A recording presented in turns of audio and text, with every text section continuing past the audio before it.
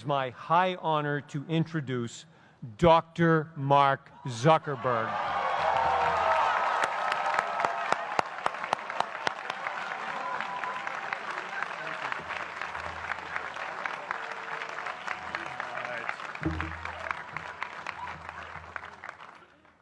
Today, I want to talk about purpose.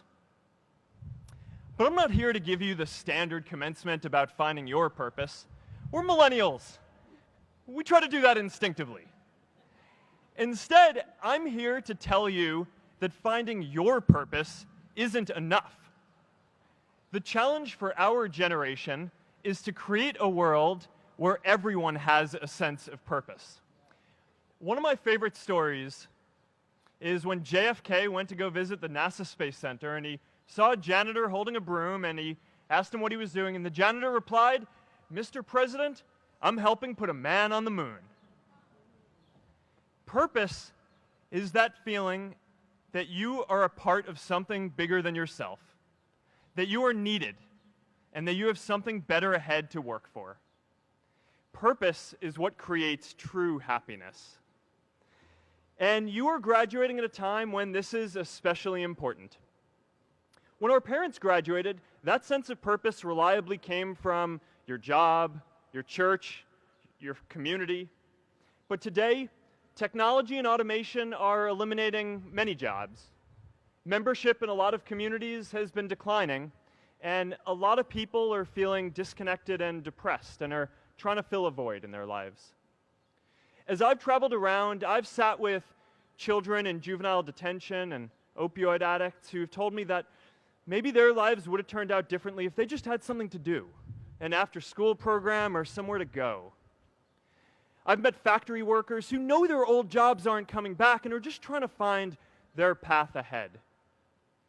For our society to keep moving forward, we have a generational challenge to not only create new jobs, but create a renewed sense of purpose. I remember that night I launched Facebook from that little dorm in Kirkland House. I went to Noakes with my friend KX, and I remember telling him clearly that I was excited to help connect the Harvard community, but one day someone would connect the whole world. The thing is, it never even occurred to me that that someone might be us. We were just college kids. We didn't know anything about that. There were all these great big technology companies with all these resources, and I just assumed one of them would do it. But this idea was so clear to us that all people want to connect. So we just kept working on it, day after day after day. And I know that a lot of you are going to have your own stories just like this. A change in the world that seems so clear that you are sure someone else is going to do it. But they're not. You will. But it's not enough to have that purpose yourself. You also have to create a sense of purpose for others. And I found that out the hard way. You see, my hope was never to build a company. I wanted to have an impact. And as all these people started joining us, I just assumed that that's what they wanted to do too. So I never took the time to explain what it was that I hoped we'd build. A couple years in, some big companies wanted to buy us. I didn't want to sell. I wanted to see if we could connect more people. And we were building the first version of Newsfeed at the time, and I thought, if we could just launch this, it could change how we all learn about the world. Nearly everyone else wanted to sell. Without a sense of higher purpose, this was their startup dream come true, and it tore our company apart. After one particularly tense argument, one of my close advisors told me if I didn't agree to sell the company right now, I would regret that decision for the rest of my life. Relationships were so frayed that within a year or so, every single person on our management team was gone. That was my hardest time leading Facebook. I believed in what we were doing, but I felt alone. And worse, it was my fault. I wondered if I was just wrong, an imposter, a 22-year-old kid who had no idea how things actually worked. Now, years later, I understand that is how things work when there's no sense of higher purpose. So it's up to all of us to create it so we can all keep moving forward together. And today, I want to talk about 3 ways that we can create a world where everyone has a sense of purpose. By taking on big, meaningful projects together. By redefining equality so everyone has the freedom to pursue their purpose. And by building community all across the world. So first, let's take on big, meaningful projects. Our generation is going to have to deal with tens of millions of jobs replaced by automation like self-driving cars and trucks. But we have the potential to do so much more than that. Every generation has its defining works. More than 300,000 people worked to put that man on the moon, including that janitor. Millions of volunteers immunized children around the world against polio, and millions of more people built the Hoover Dam and other great projects. And now it's our generation's turn to do great things. Now I know, maybe you're thinking, I don't know how to build a dam. I don't know how to get 1 million people involved in anything. Well, let me tell you a secret. No one does when they begin. Ideas don't come out fully formed. They only become clear as you work on them. You just have to get started. If I had to know everything about connecting people before I got started, I never would have built Facebook. Movies and pop culture just get this all wrong. The idea of a single eureka moment is a dangerous lie. It makes us feel inadequate because we feel like we haven't had ours yet. And it prevents people with seeds of good ideas from ever getting started in the first place. Oh, and you know what else movies get wrong about innovation? No one writes math formulas on glass, okay? All right? That's not a thing, okay?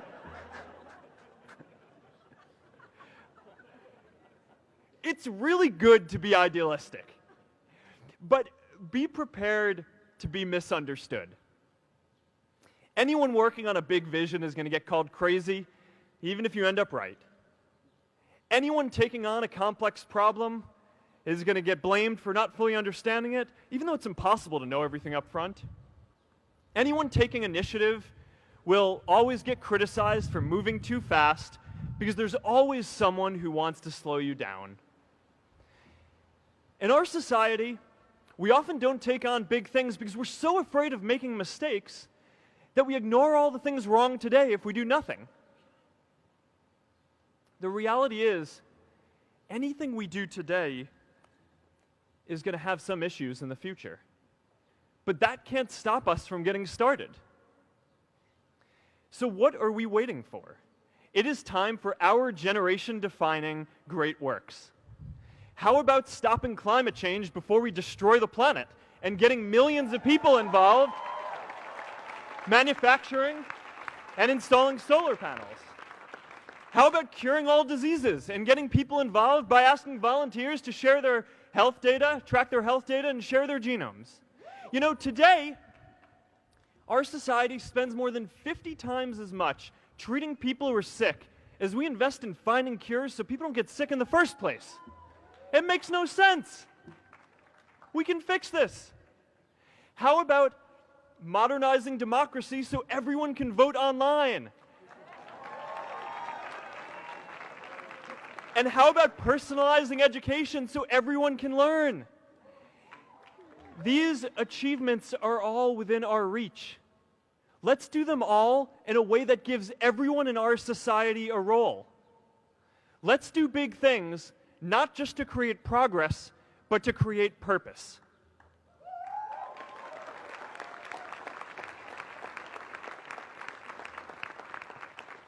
So taking on big, meaningful projects together is the first thing we can do to create a world where everyone has a sense of purpose. The second is redefining our idea of equality so everyone has the freedom to pursue their purpose. Now, many of our parents had stable jobs throughout their careers, but in our generation, we're all a little entrepreneurial, whether we're starting our own projects or finding our role in another one. And, you know, that's great, because our culture of entrepreneurship is how we create so much progress. An entrepreneurial culture thrives when it is easy to try lots of new ideas. Facebook wasn't the first thing I built. I also built chat systems and games, study tools and music players, and I'm not alone. J.K. Rowling got rejected 12 times before she finally wrote and published Harry Potter. Even Beyoncé had to make hundreds of songs to get Halo. The greatest successes come from having the freedom to fail. Now, today, we have a level of wealth inequality that hurts everyone. When you don't have the freedom to take your idea and turn it into a historic enterprise, we all lose. And right now, today, our society is way over-indexed on rewarding people when they're successful, and we don't do nearly enough to make sure that everyone can take lots of different shots. Now, let's face it, there is something wrong with our system when I can leave here and make billions of dollars in 10 years, while millions of students can't even afford to pay off their loans, let alone start a business.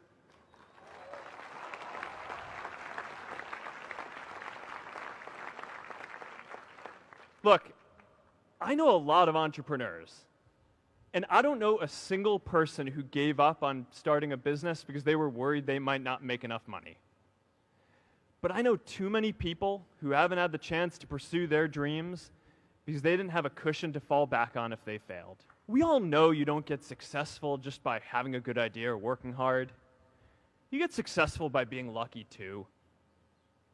If I had to support my family growing up instead of having the time to learn how to code, if I didn't know that I was going to be fine if Facebook didn't work out, then I wouldn't be standing up here today.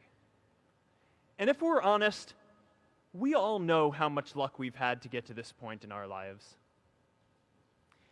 Every generation expands its definition of equality. Previous generations fought for the vote and civil rights. They had the New Deal and Great Society.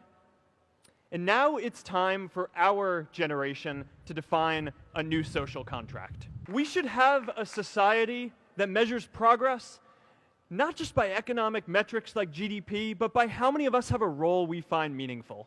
We should explore ideas like universal basic income to make sure that everyone has a cushion to try new ideas.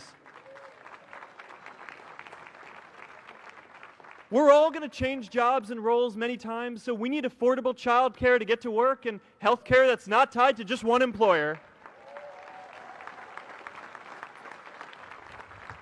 And we're all going to make mistakes. So we need a society that's less focused on locking us up and stigmatizing us when we do. And as our technology keeps on evolving, we need a society that is more focused on providing continuous education through our lives.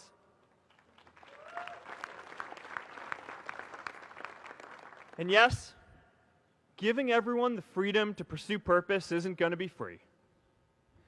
People like me should pay for it. And a lot of you are going to do really well, and you should too.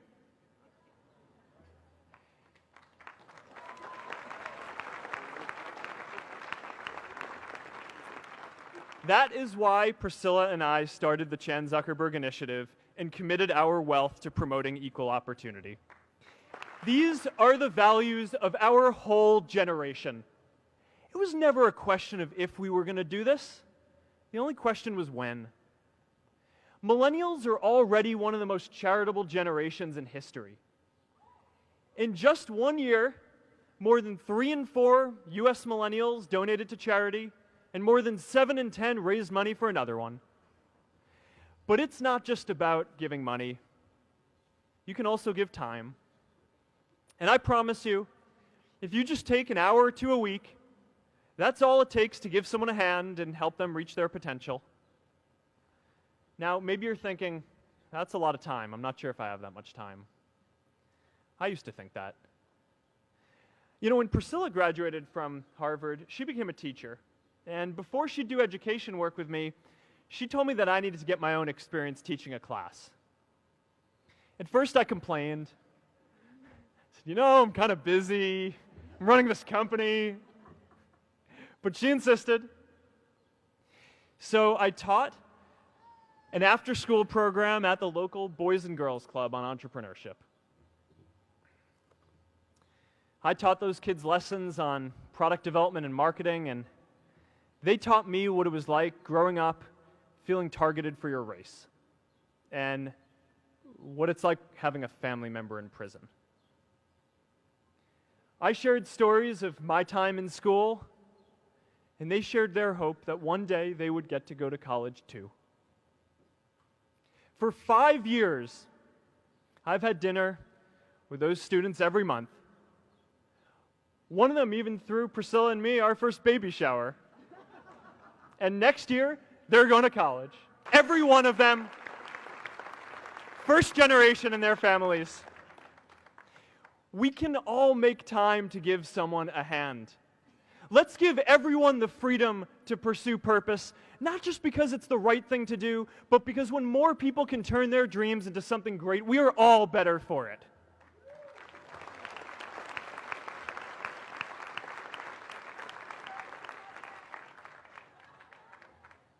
Purpose doesn't only come from work. The third way we can create a sense of purpose for everyone is by building community. And in our generation, when we say purpose for everyone, we mean everyone in the world. Now, quick show of hands. How many of you here are from another country? All right, now keep your hands up. How many of you are friends with one of these folks? Now we're talking. See, we have grown up connected. In a recent survey of millennials around the world, asking what most defines our identity, the most popular answer wasn't nationality, ethnicity, or religion. It was citizen of the world. That's a big deal. Every generation expands the circle of people we consider one of us. And in our generation, that now includes the whole world. We understand that the great arc of human history bends towards people coming together in ever greater numbers, from tribes to cities to nations, to achieve things that we could not on our own. We get that our greatest opportunities are now global. We can be the generation that ends poverty, that ends disease. And we get that our greatest challenges need global responses too. No country can fight climate change alone or prevent pandemics. Progress now requires coming together, not just as cities or nations, but also as a global community. But we live in an unstable time. There are people left behind by globalization across the whole world. And it's tough to care about people in other places when we don't first feel good about our lives here at home. There's pressure to turn inwards. This is the struggle of our time. The forces of freedom, openness, and global community against the forces of authoritarianism, isolationism, and nationalism. Forces for the flow of knowledge, trade, and immigration against those who would slow them down. This is not a battle of nations. It is a battle of ideas. There are people in every country for more global connection, and there are good people against it. And this isn't going to be decided at the UN either. It's going to happen at the local level when enough of us feel a sense of purpose and stability in our own lives that we can start to open up and care about everyone else too. And the best way to do that is to start building local communities right now.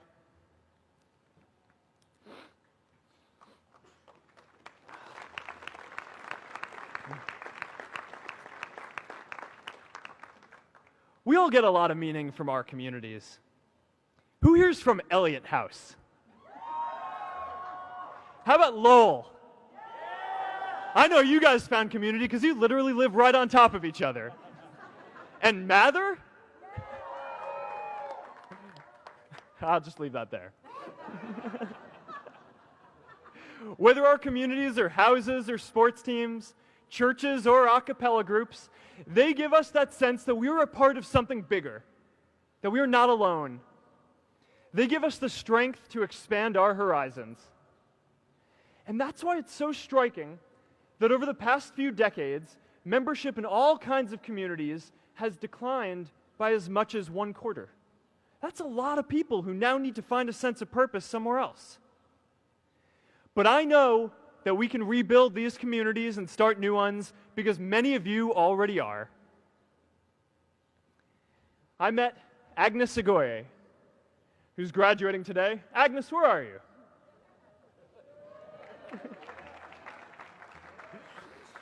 Agnes spent her childhood navigating conflict zones with human trafficking in Uganda, and now she's trained thousands of law enforcement officials to keep communities safe.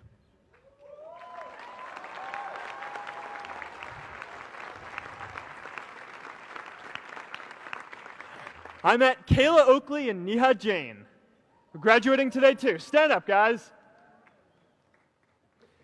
Kayla and Neha started a nonprofit that connects people suffering from chronic illnesses with people in their communities who are willing to help out.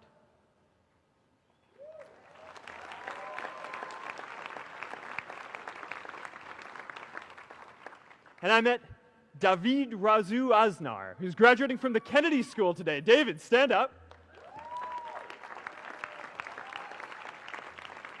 David is a former city councilor who fought to make Mexico City the first Latin American city to pass marriage equality, even before San Francisco.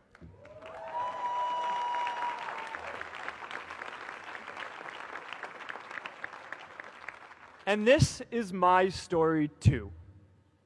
A student in a dorm, connecting one community at a time, and keeping at it until one day we can connect the whole world. Change starts local. Even global change starts small with people like us.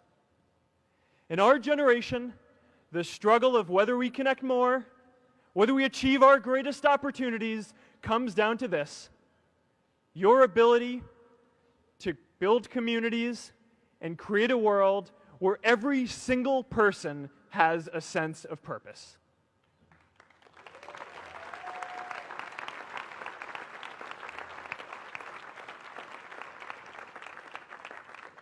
Class of 2017, you are graduating into a world that needs purpose.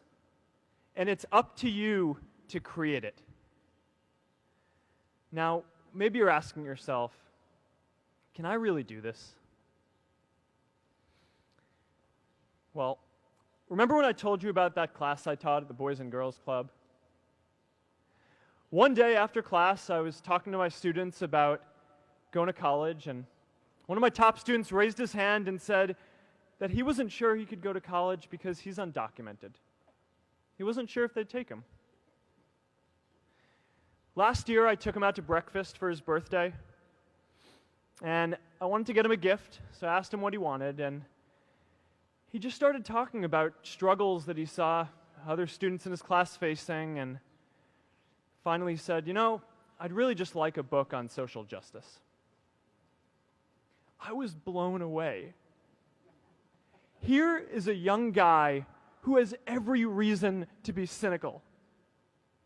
He wasn't sure if the country he calls home, the only one he's known, was going to deny him his dream of going to college. But he wasn't feeling sorry for himself. He wasn't even thinking of himself. He has a greater sense of purpose, and he's going to bring people along with him. It says something about our situation today that I can't even say his name because I don't want to put him at risk. But if a high school senior who doesn't know what the future holds for him can do his part to move the world forward, then we owe it to the world to do our part too.